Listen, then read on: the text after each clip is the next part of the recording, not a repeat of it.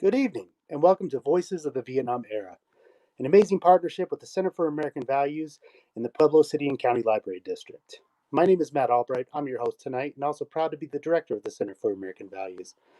We all month have been bringing amazing stories of these great folks who have served our country and proudly represented these amazing Americans during the Vietnam era.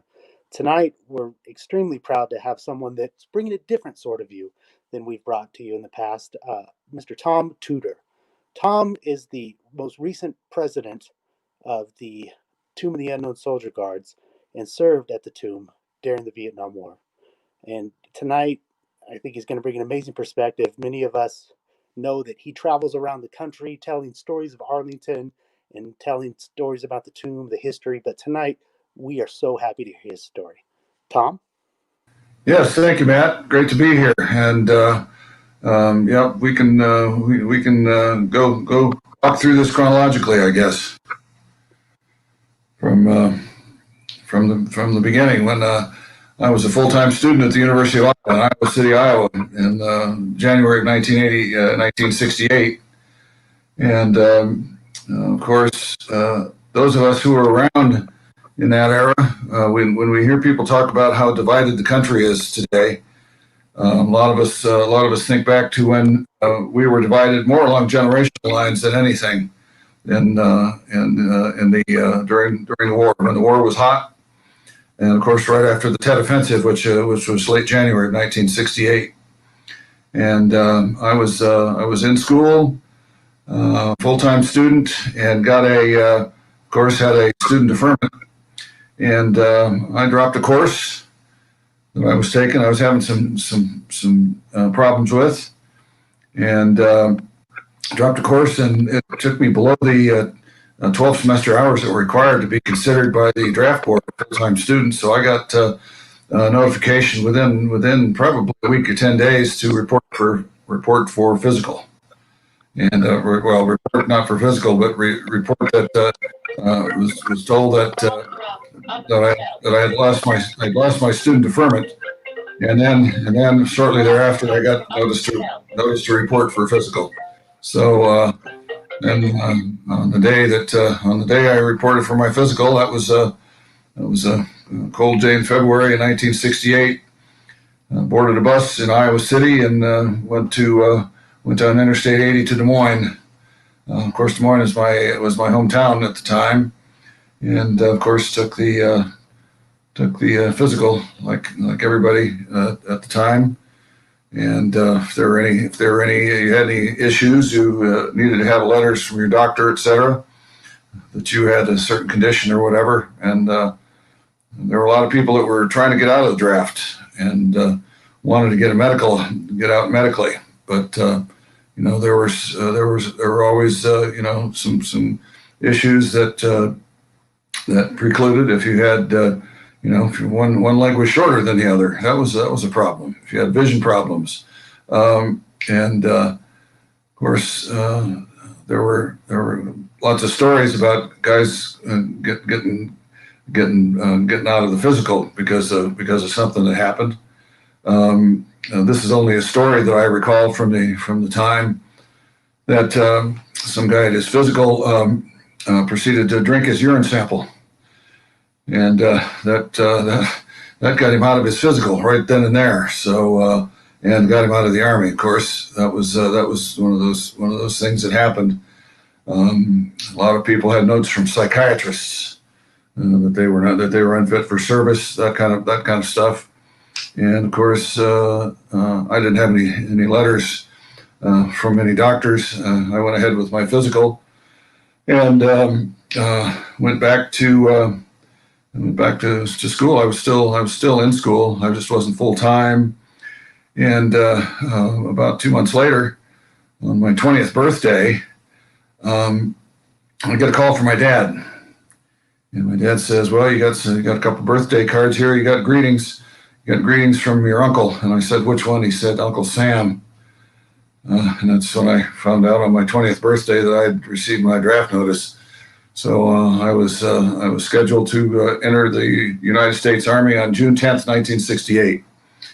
And that draft call in June, for early draft call in June of 1968, was the largest draft call since 1944. Of course, since the push to end the war in Europe was going on, and so that was the biggest draft call in many years. So I was on the morning of June 10th driven to Fort Des Moines, which is famous because it was where the first WACs were activated in the Second World War. Was Fort Des Moines, Iowa, and of course went through all the stuff they put you through the morning of your induction. Took some tests and took step forward and took the oath. And when we were all done, it took a few hours in that morning of June 10th, and we were all assembled outside the door, and they were pulling a bus up, and somebody in charge said, "Tudor, Thomas, come here." And he handed me an envelope, and that envelope was full of stuff. I said, "What's that?" And he said, "These are the orders for all 58 guys. You're in charge." Okay, so I was the person that had the orders and the plane tickets. So we got on the bus, went to the Des Moines airport, and I was in charge of 58 guys. I said, "Why am I in charge?" And he said, "Well, you had the highest score on the test." I said, "What test is that?" And he said, "The Army Intelligence Test." I said, "Well, there's an oxymoron for you." But the Army Intelligence Test score was what in part earned me a position that I could go into the old guard later on. But I didn't know that at the time. But I was in charge of getting these 58 guys from Des Moines, Iowa, to Fort Bliss, Texas, involving, of course, flight to Kansas City, flight from Kansas City to Dallas, and then, of course, I didn't realize at the time how big Texas was. The flight from Dallas to El Paso was the longest leg of the journey on a propeller-driven aircraft. And so that was my first day in the United States Army. Was being in charge of 58 guys. I didn't lose any of them, and most of us were white kids from Iowa. And of course, Iowa is not one of the most diverse places in the United States. We had mostly a lot of farm kids, and we had a few black kids from Des Moines were in the group. There were a few guys like myself who had lost student deferments. We had a lot of farm kids as well, and so we got to Fort Bliss, Texas, and the following morning we began basic combat training, or BCT as they used to call it. And I was not used to the heat like that. This was June, and of course, if you've ever been along that part of the world in the desert, in the southern desert in the summer. So I did basic combat training the rest of June, all of July, and a good part of August. And I was used to the humidity, but I wasn't used to the heat. It was dry and hot there. If you've been to El Paso, you know exactly what I'm talking about. You'd like to get up early in the morning while it was cool to do your running, which we did.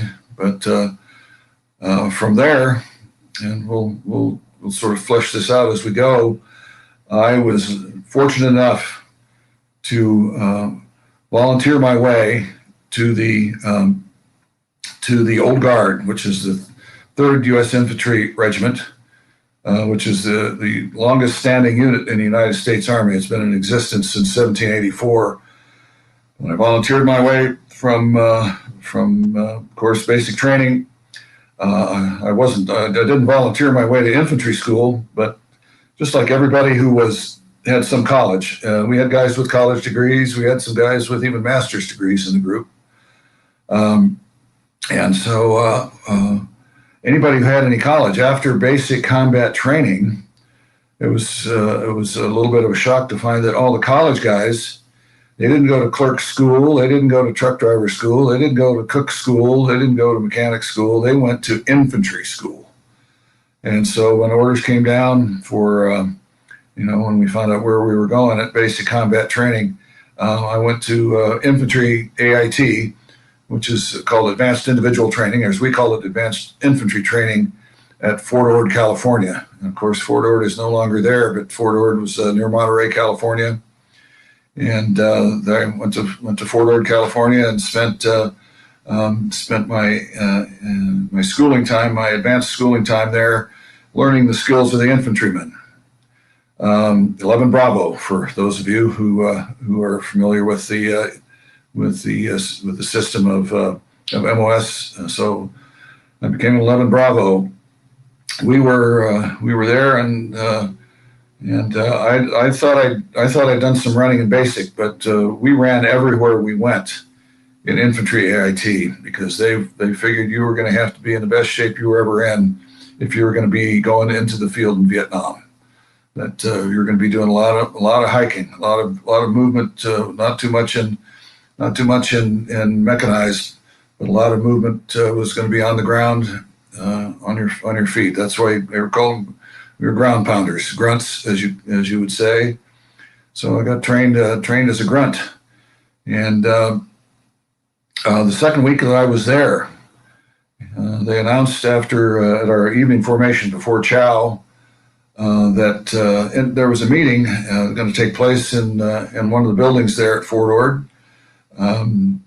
For anybody who was between the heights of 5'10" and 6'2", who did not have a criminal record and who did not wear eyeglasses, did not have their vision corrected, anybody who was interested in volunteering for the ceremonial battalion that served at Washington, D.C. area in Arlington, they could go to that meeting and get informed, and then if they so desired, could volunteer for the old guard. And I went to that meeting. It's kind of a no-brainer. A lot of guys who were in my position, went to that meeting. About probably 40 to 50 of us out of the company of 200 or so who qualified, because we didn't have criminal record, we didn't have corrected vision. We had, we went, we saw films. They showed us a film on the U.S. Army drill team. They showed us a film about the guards at the Tomb of the Unknown Soldier, and they showed us a film about the caisson platoons. Those are the guys who tend to the horses and work with the caissons and the horses for military funerals. Of course, full honors military funerals in Arlington. The casket is drawn by the caisson, and of course the caissons in World War I, the caissons took ammo to the front and dead and wounded back from the front, and so the caisson is the traditional conveyance of anybody for a full honors military funeral, such as the President of the United States and others. So we saw that film, and we saw those three films. And at the end of the meeting, we filled out a card, and on that card we wrote down our names, our addresses, etc. And on the back we were supposed to write, "Why would you like to be in the old guard?" And what I wrote was that when I was a scout in 1964, I had gone to the Boy Scout Jamboree, National Jamboree in Valley Forge, Pennsylvania in 1964. And when the Jamboree was over, we took a side trip to Philadelphia and Washington, D.C. before we got back on the train, for the train trip back from Philadelphia to Des Moines. And so, of course, we went to Arlington. And, of course, if anybody who goes to Arlington goes to the tomb. And I wrote that I was so impressed with the guards at the Tomb of the Unknown Soldier that if I ever had a chance to do that job, I'd jump at it. I turned the card in. We were asked to walk up to the NCO. There were E7s and several E7s, sergeant's first class, who were wearing their dress blues. Those guys looked pretty sharp, and they said, "Please hand me your card, execute an about face, and walk away." And so I did that. And little did I know what they were looking for when on that up close encounter was to see if you were symmetrical. See if your shoulders were the same height, your eyes were the same height, your ears were the same on the same level, and they wanted to look at your stature and see what you looked like. And I think I realized in retrospect they were looking for tall, thin guys, and I fit the bill. I was about not quite 6'3" and weighed about 175 pounds. So I did that. I walked away, and there was nothing said, no interaction. About 7 weeks later, after bivouac, that was the at infantry school. That was the time where you were out in the field for a week, digging foxholes and sleeping in them. But we went out on bivouac, and at the end of bivouac, they assembled everybody and said, "Y'all want to know where you're going to go?" And so the guys started reading the orders. And of course, I'm at the end of the alphabet. They started in the A's, and almost everybody was going to MACV. That was the command, the material command in Vietnam. And when they got to my name, they said Fort Myer, Virginia. And out of that whole company of 220 guys, there were only 3 of us who went stateside. And we had two guys go to NCO school, and I went to Fort Myer, Virginia. And out of that group from that company that went and volunteered, 40 or 50 guys, I was the only one of that group who got orders to go to Fort Myer, Virginia. So a few more days of processing out of Fort Ord, and then back to Iowa for 2 weeks. And then, of course, back on the plane and to Washington, D.C. and Fort Myer, Virginia, where I reported in October of 1968. And one of the first things they asked me was, would you like to be in the Honor Guard Company? And I said, well, what's the Honor Guard Company?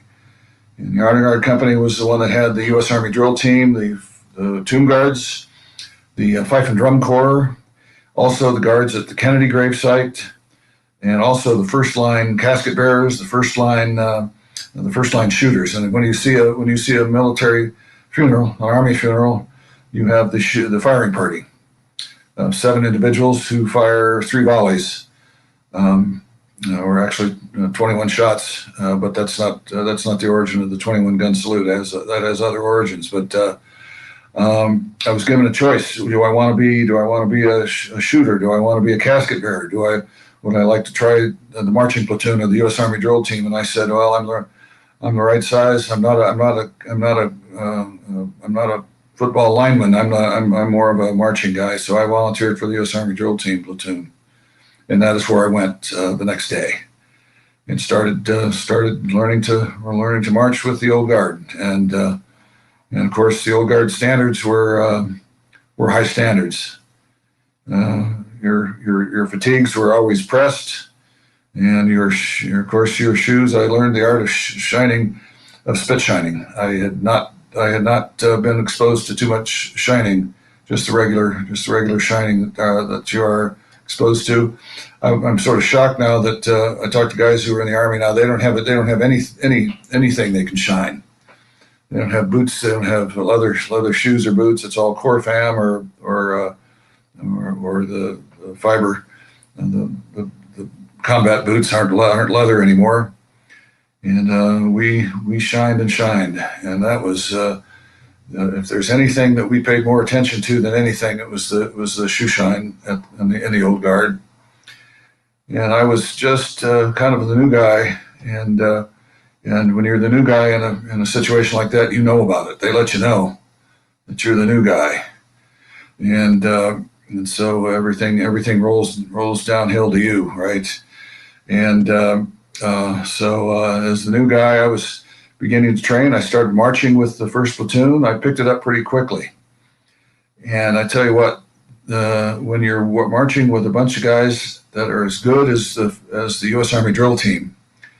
When you get a chance to march in formation with them, there is a feeling like you are part of something very, very special when all those heels are landing at exactly the same time, and your heads are not bobbing side to side or up or down, and you are a unit.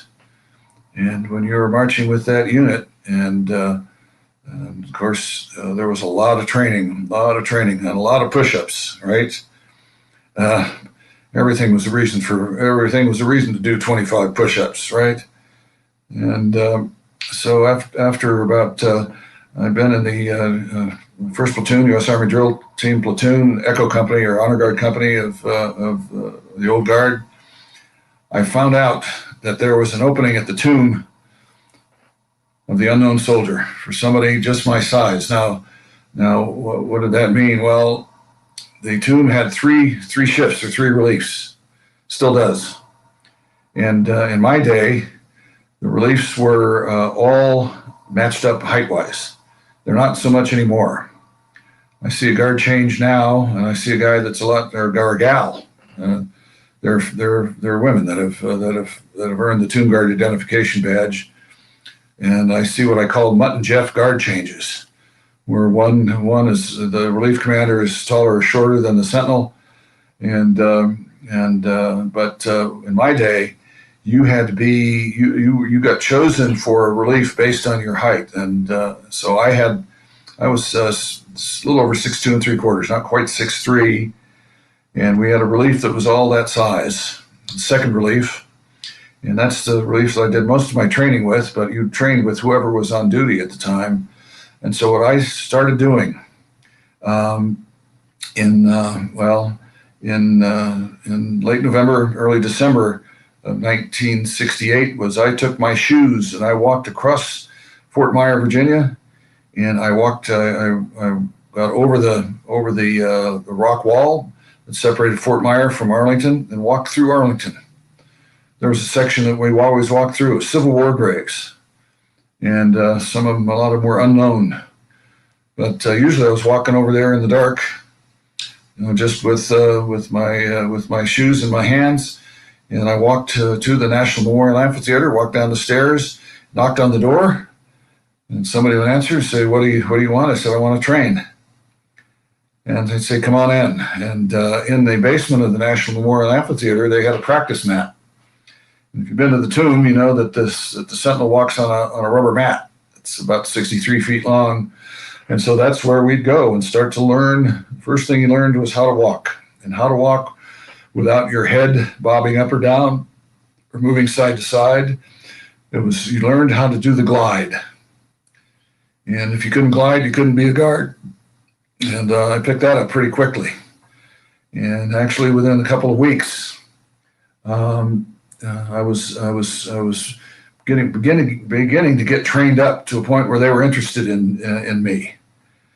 It wasn't like a lot of people think, oh, you go there and you tell them you want to try out to guard the tomb. You don't do it that way. You learn, you go and you learn a skill in one of the other platoons before you even have a chance to volunteer for the tomb. And of course, the tomb guards are all volunteers, 100%. And so I let the guys know just by my presence and my desire and my willingness to go down there at night off after duty hours to learn what I needed to learn to become a tomb guard. Now, why did I prefer guarding the tomb to being in the first platoon of the U.S. Army Drill Team? I'd always, since I'd seen the tomb guards as a Boy Scout in '64, I had always thought that, by gosh, if I have a chance to do it, I'm gonna get here. I'm gonna volunteer my way to the tomb, because that was sort of the pinnacle of the what I saw as service in the Old Guard was becoming a tomb guard. So I was on my way, and I let them know that I was available, ready, willing, and able. And word gets around. There's a thing called scuttlebutt, right? And if you're letting the sergeant of the guard know that I was willing and wanting to be a tomb guard, that word got out. And as soon as my platoon sergeant, Sergeant First Class Douglas, found out, called me over and said, "Tudor, I hear you're trying to get to the tomb. Is that true?" I said, "Well, Sergeant, I guess that's true." He said, "Consider yourself on KP for the duration." You know, what's KP? Well, if you've been in, you know that's kitchen police or kitchen patrol. And that is not what you wanted to be doing. You'd rather be training than scrubbing pots and pans or peeling potatoes. But I was put on KP, and that lasted for 19 days until orders came for me. I was headed for the tomb, but I did not go directly to the tomb. But I got orders. As soon as I got orders, I was ordered to serve at the Kennedy gravesite. And in 1968, in the fall of '68, when I was was first starting to express interest in the tomb, Bobby Kennedy had been killed only 6 months prior, and his grave had been dug close by to his brother's, to John Fitzgerald Kennedy's grave, and that burial was the only nighttime burial ever in Arlington history, and that was because the train that was coming from New York, following his funeral mass at St. Patrick's Cathedral, the train was coming from New York, and tragically, 2 onlookers were killed by an oncoming train, and Ethel Kennedy demanded that the train slow down dramatically because there was to be no more death on this train ride.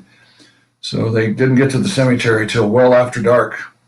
They rolled up the generators and the lights, just like construction lights you see out on the interstate or whatever at night. And that was, and I can't remember the cardinal who's, it was not Cushing. It was a substitute for Cushing. I have it in my notes. Conducted the graveside service, and Bobby Kennedy was laid to rest. I think the ceremony was on June 10th, June 9th or June 10th, his date of death. He died early in the morning on D-Day, June the 6th of 1968, following his shooting at the Ambassador Hotel in Los Angeles, following his win in the California primary, which pretty much was going to guarantee that he was going to be the Democratic nominee. And of course, that obviously did not happen. I think in retrospect, to being a little bit of a historian myself, I think he would have beaten Richard Nixon hands down had an assassin's bullet not gotten him in June of 1968. But so he joined his brother there, and then the guard at the Kennedy gravesite was not rigorous. It was just basically almost like an usher, being an usher. We wore our dress blues, and we were, of course, up to standards with our polishing and our uniform prep. And we basically patrolled the Kennedy gravesite while the cemetery was open, and it was not guarded at night. And then after about 2 weeks of that, I finally was informed that I was going to go into rotation at the tomb. What does that mean? Well, that means that I was going to be inserted into the rotation of the Second Relief. And what that means is we had one commander of the relief and 4 sentinels. And so that's on the 15th of February of 1969. I went out for my first ever walk in front of the public at the tomb, and I was scared to death. There was this one of the guys, one of my friends, tells a story in a video that was made about the tomb guards, called "Voices from the Tomb." That he went out and he heard something rattling, and he couldn't figure out what it was. Well, it was his own bayonet rattling because he was shaking so bad. And I didn't shake that badly, but I was certainly nervous. And when you're back in the old days at the tomb in the late 1960s, the public could be within about 3 feet of you when you stopped at the end of the mat. and they couldn't get in your face, not quite.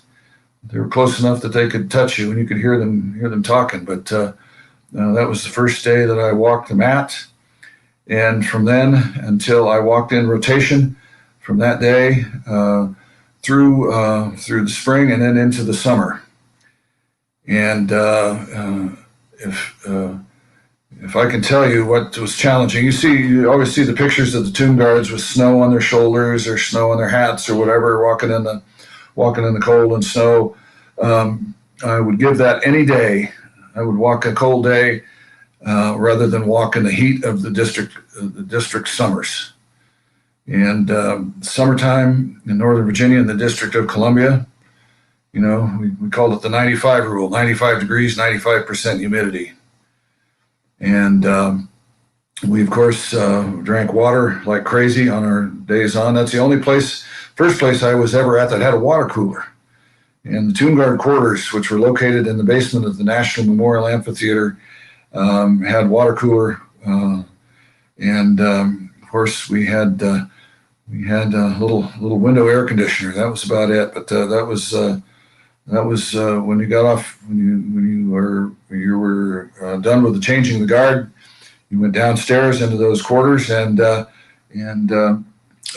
that's what you did for the next 3 hours, was prepare your uniform and yourself for your next walk. And we would be on for 24 hours and then off for 48.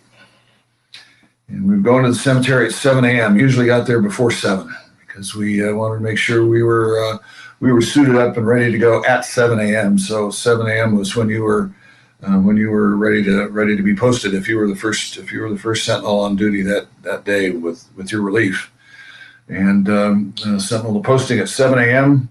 We relieved the relief that was before us. Those guys got to go back to the barracks or go home, and we had the rotation through those 4 sentinels.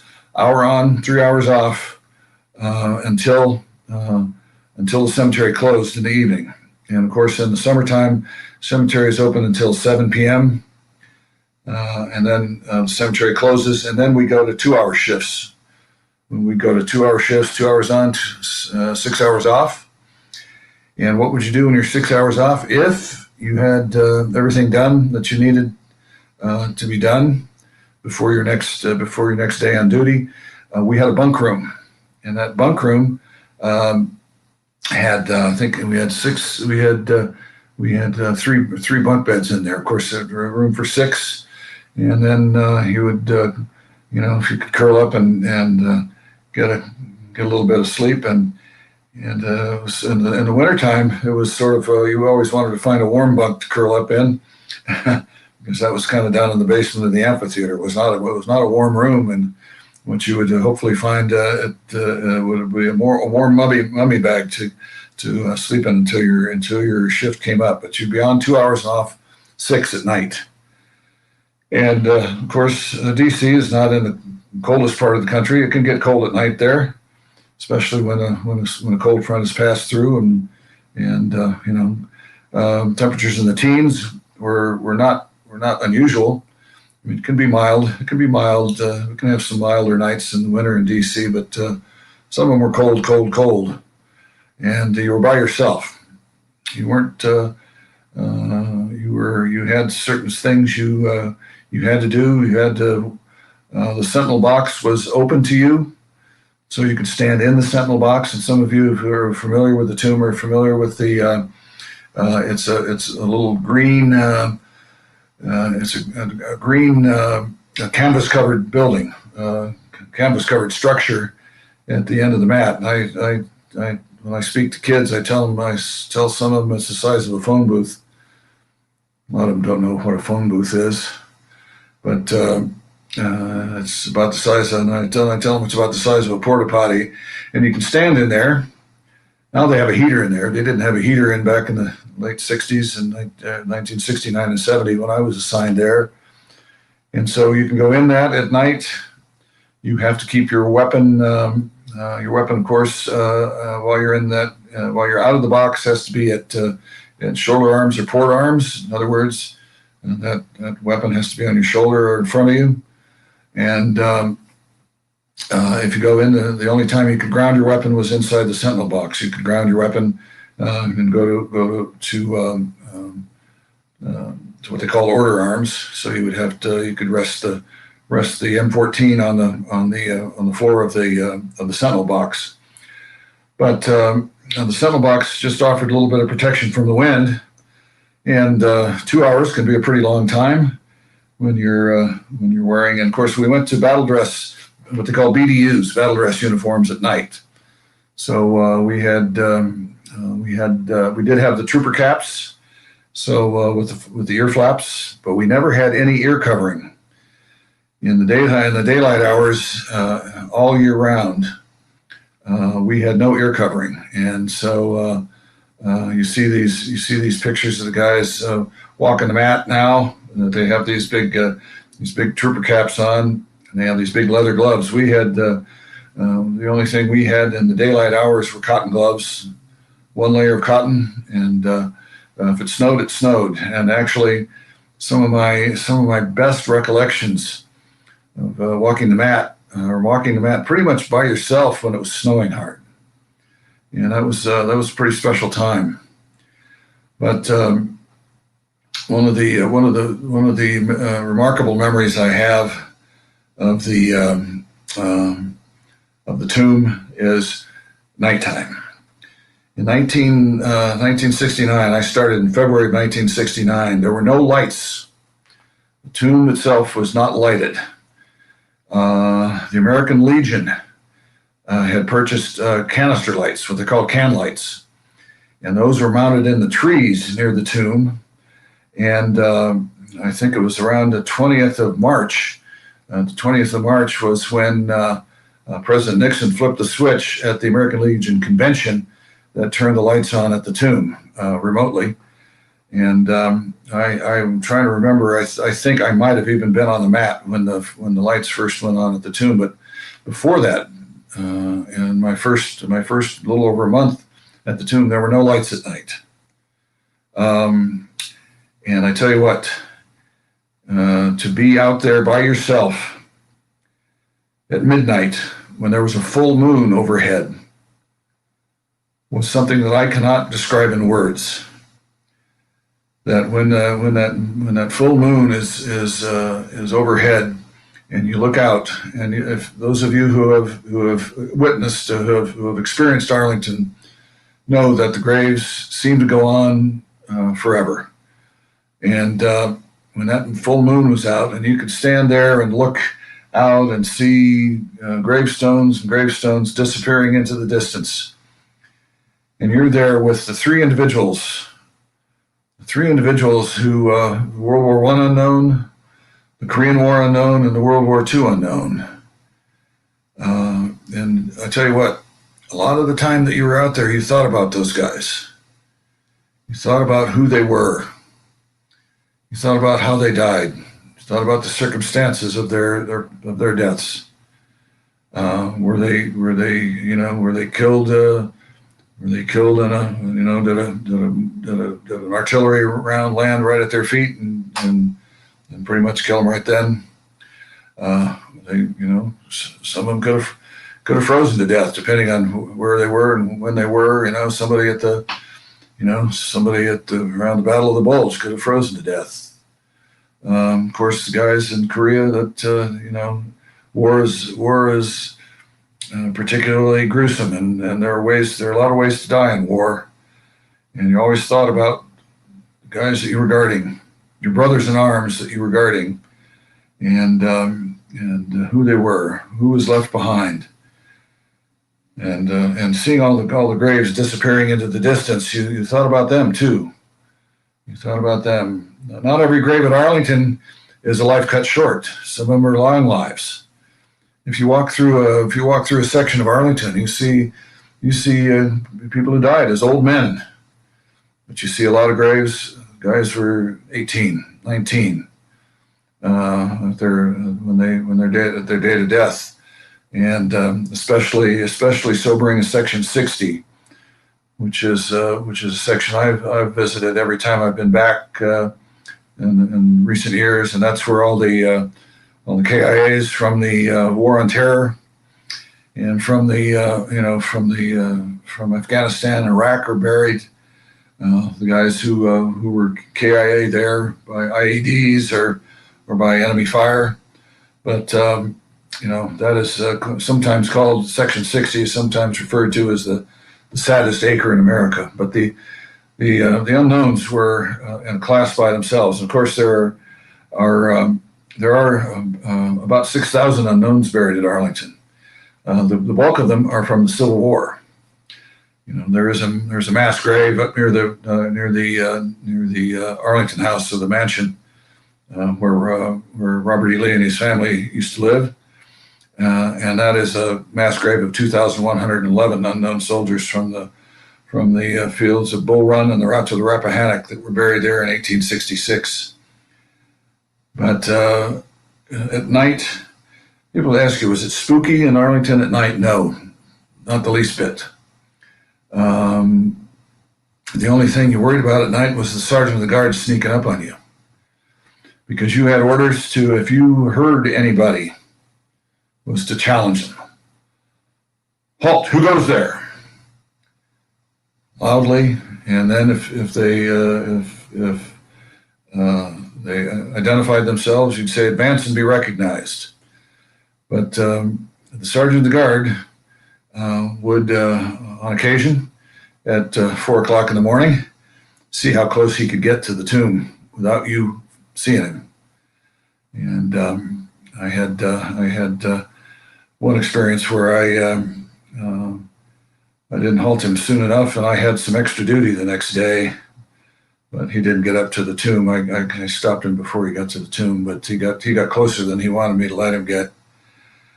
That was the challenge at night, was to stay awake and stay warm. And there was of course, no way that I could guarantee that nobody ever fell asleep standing in the Sentinel box. But if you did, you were in deep trouble, and somebody knew about it. So, but guarding the tomb was the hardest job I ever loved. It was the most remarkable thing that it's defined who I've become as an adult. Was guarding the tomb, and of course, it's been a large part of my life in the last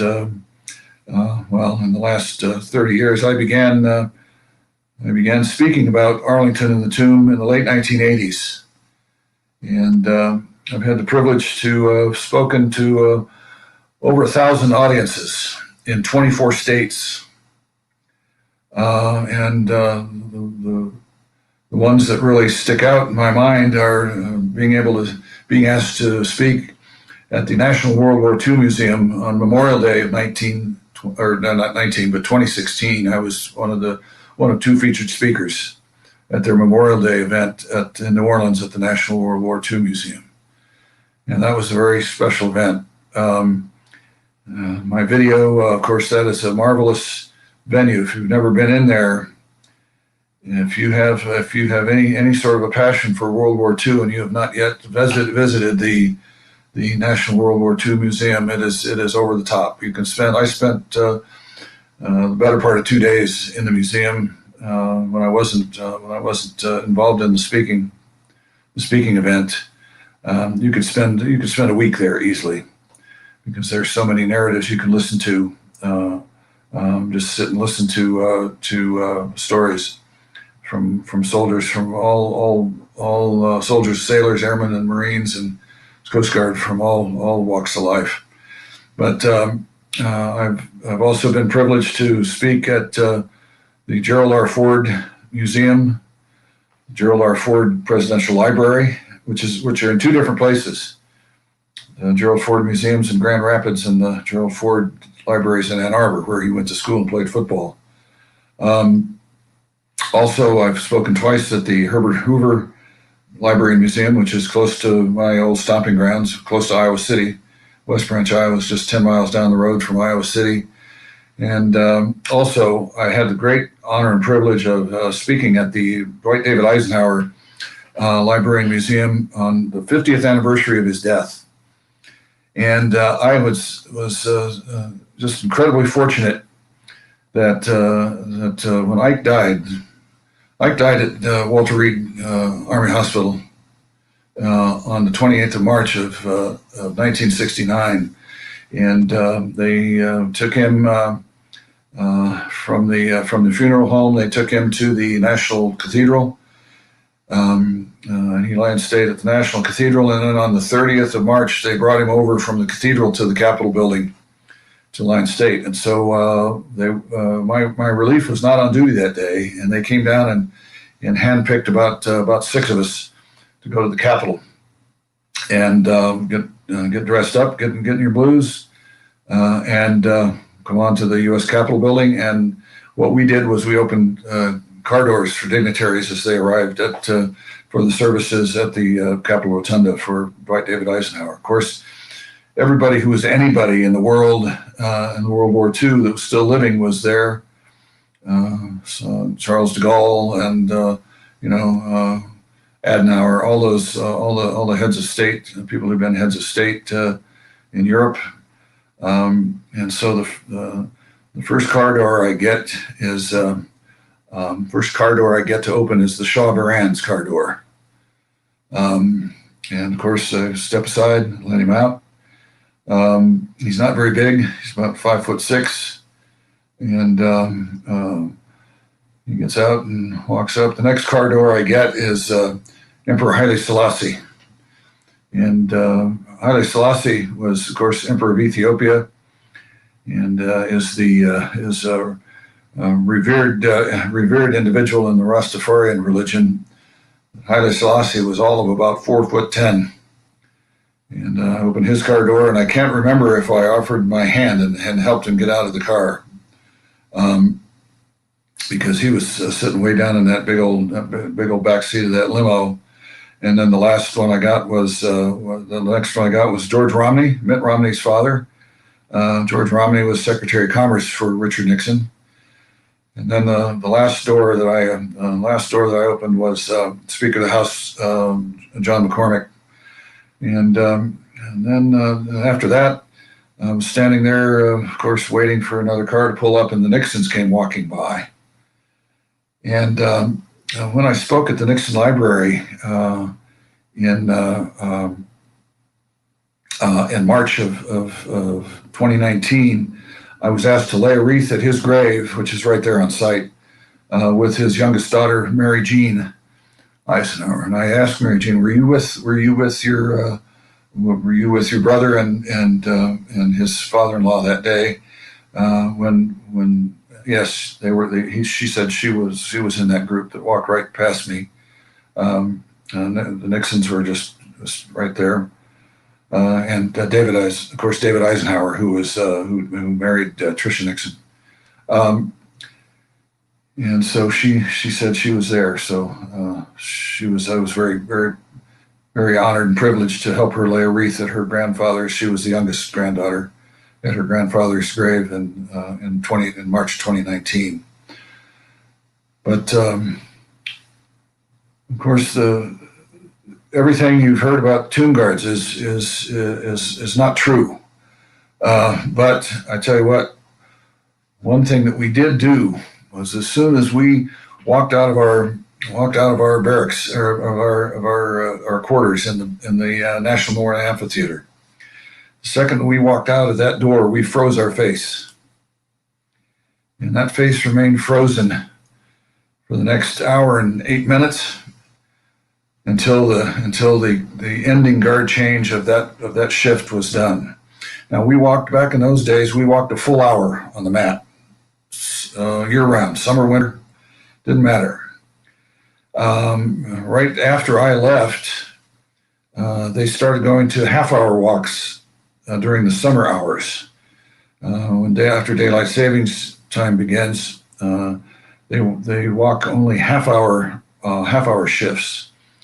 And I tell you what, that 1 hour walk in the middle of the afternoon in the middle of August was one hot shift. And I do a lot of Q&A when I do some speaking. I get a lot of kids to answer, "What, did you drink a lot of Gatorade?" My response to that is Gatorade hadn't been invented yet. But I was so fortunate to be where I was that I took every walk as a special privilege, as a special honor and a privilege. That when I thought about the guys who were buried at Arlington, and when I served in the first platoon, we walked for funerals. We were the accompanying platoon for funerals, mostly for field grade officers and higher. That's majors or higher. And I remember one particular funeral that we walked for an enlisted man, and that enlisted man's mother did some wailing. I tell you what, that still chills. I get chilled to the bone thinking about it to this day. That mother of that enlisted man let it all out at her sons as they lowered her son into the grave in Arlington in 1969. When I was 1968, late 68 and early 69, I was walking funerals. Now I trained up to walk in Nixon's inaugural parade. The U.S. Army Drill Team was the first platoon in that parade, and I was all trained up to do that. And we got dressed up. We got on the bus, and went downtown, and just as we were forming up, Sergeant Douglas called me over and said, "Tudor, he's got bad news for you." He says, "You're not walking today." I said, "Why not?" He says, "Well, guy came off leave and he wants your spot." So I said, "Well, okay." So I and another gentleman that was also in that platoon were let loose. He said, "You stay close. Meet us back at the bus when the parade's over, when this thing's over." So I basically walked around in my dress blues at Nixon's President Nixon's first inaugural parade, January 20th of 1969. One of the, of course, you always, when you were on the mat, you maintained absolutely perfect military bearing. There was no sniffing, no movement. The face didn't move at all. If your nose ran, you let it. There was none of that. Sounds pretty gross, but we did not move our face while we were on that mat, regardless. And of course, I was put to the test one August day in 1969 when I heard a big buzzing. Bzzz. It was kind of behind me, and I kind of prepared myself that something was going to happen. But very shortly, the largest bumblebee I'd ever seen in my life came over my head and then turned back towards my face and landed on the tip of my nose. I was put to the that's where the rubber meets the road for a tomb guard. Is when something like that happens, and I managed to remain composed throughout the episode. But he landed on the tip of my nose. I could feel his hind legs inside my nostrils. He sat there for about 10 seconds or so, the longest 10 seconds of my life, and flew away. And I was greatly relieved when he left, and I just kept going and did what I was doing. But of course, the Sentinels are out there for, of course, in my day, an hour at a time. You walk 21 steps, stood for 21 seconds, and then you walked another. Then you walked your 21 steps, halted and faced, and stood for 21 seconds. You did that over and rinse and repeat, as they say, till your hour was done, and the guard change at the end of your hour came up. But guarding the tomb was something I treasure, and I dream of it often. I've had dreams in the last week of guarding the tomb, and you always dream that you've done something wrong. But I was never disciplined. I walked as a sentinel for 8.5 months, And then I became commander of the relief. I became the guy who changed the guard. And that was my first day as relief commander was Halloween of 1969. And I served in that capacity from 1969, Halloween of 1969 until Memorial Day of 1970. My last day on duty was last full day on duty was the day before Memorial Day, and we got off duty at 7 a.m. on Memorial Day, which was May 30th of 1970. And May 30th, 1970 was the last day that Memorial Day was officially on the 30th of May, because the Monday's Holiday Act of 1968 set that starting in 1971 that Memorial Day would be the last Monday in the month of May. But for me, it's always the 30th of May, which of course started its life as Decoration Day and was first observed in Arlington National Cemetery in 1868 by decree of John Logan. Of course, Fort Logan is named in John Logan's honor, but he was commander in chief of the Grand Army of the Republic, and that was the first ever Memorial Day that was observed in Arlington, and the first speaker on that day was James A. Garfield. And of course, there have been celebrations in Arlington every Memorial Day ever since 1868. So, anyways, if is Matt Albright still with me? Of course I am. I'm always riveted when you speak. I've been honored to hear you do your presentation on Arlington and the history of Arlington, which I'll let you in our last couple minutes plug, because you are still post-COVID plan to get out there and tell the story. Well, yes, and of course, as COVID has changed everybody's life, I was speaking up until this past year. I was speaking between 70 and 120 times a year. I had a stroke 2 years ago, and that slowed me down a little bit, so I don't speak as much as I used to, but I still travel and speak. So, if anybody wants to visit my website, tomtudorspeaks.com, that's you can see a little bit of a bio and stuff, but that's if somebody wants to contact me, that's the best way to do it is through that. But I don't know, Matt, if you want me to share my Supreme Court story or not. Of course, we were. I was right square in the middle of Vietnam when I was there, and yeah.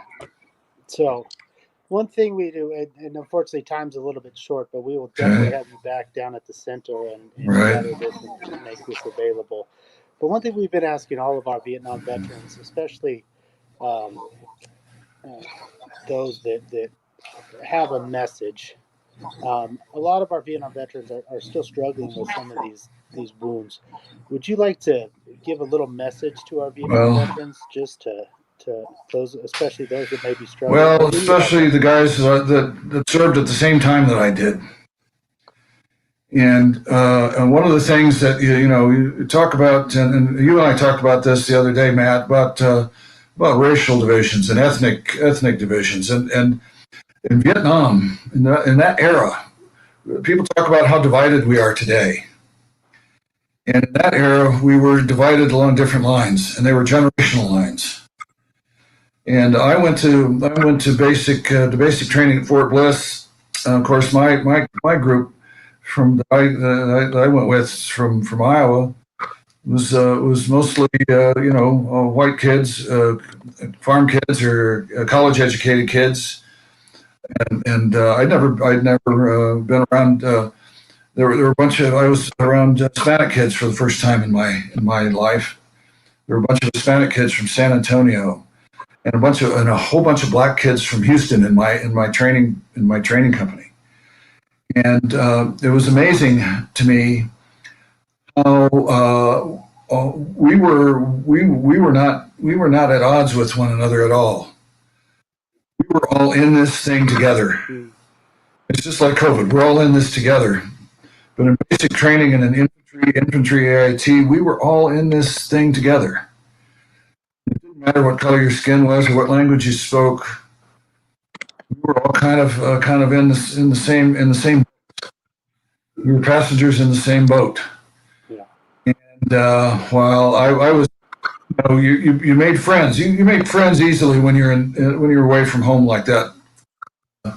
And I made a lot of friends. I had this one kid from Houston, this big black kid, kind of a Bubba Gump kind of kid. I remember Dufrost, and I wish I knew where he was now, because I'd love to make contact with him and just see how his life turned, and a couple of Hispanic kids a couple of guys from San Antonio became good buddies, and so but the Army they split you up, in the old days, you'd train as a unit and go over as a unit. In Vietnam, you went over as an individual. You were by yourself, and that's one of the hardest things. I'm sure a lot of guys that served in the field in Vietnam.